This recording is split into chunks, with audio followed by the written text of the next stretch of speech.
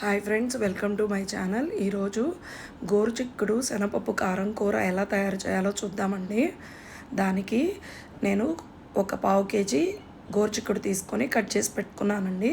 అలాగే పక్కన stove on చేసుకొని వాటర్ని వేడి చేసుకున్నాను. అందులో కట్ చేసుకున్న గోరుచిక్కుడిని వేసేసుకుందాం. వేసేసుకొని ఉడికించుకుందామండి. ఈ గోరుచిక్కుడులో ఫైబర్ ఎక్కువగా ఉంటుందండి. అలాగే శనగపప్పులో ప్రోటీన్స్ ఎక్కువగా ఉంటాయి. ఇవి ఉడకడానికి కొంచెం ఉప్పు కూడా వేసుకుందామండి.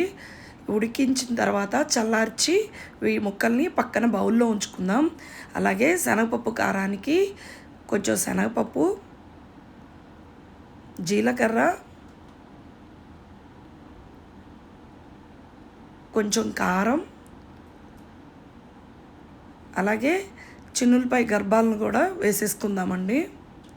వేసుకొని మిక్సీ పట్టుకుందాం.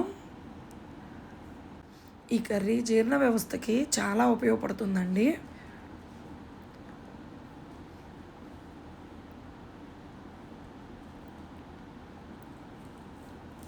అలానే కాస్త ఉప్పు కూడా వేసేసుకొని మిక్సీ పట్టుకుందాం.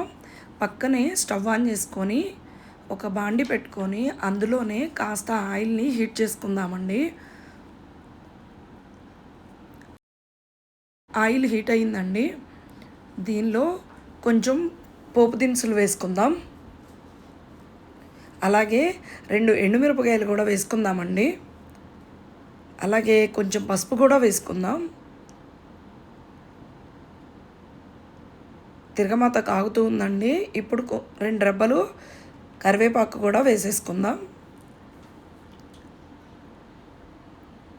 ఇప్పుడు పక్కనే ఉంచుకున్న గోరుచిక్కుల్ని ఆయిల్లో వేసుకొని కలుపుకుందామండి.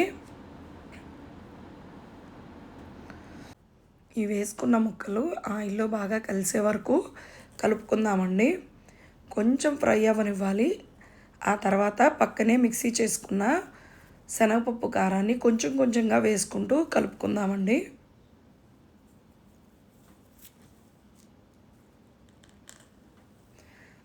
చాలా టేస్ట్గా ఉంటుందండి. మీరు ఒకసారి ట్రై చేయండి.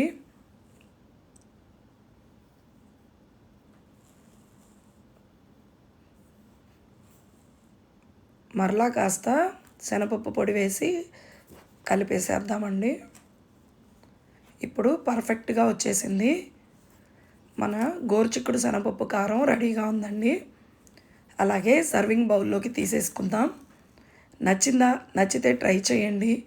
అలాగే శాలిని లైఫ్ స్టైల్ ఛానల్ని సబ్స్క్రైబ్ చేసుకోండి, షేర్ చేయండి, అలాగే కామెంట్ చేయండి.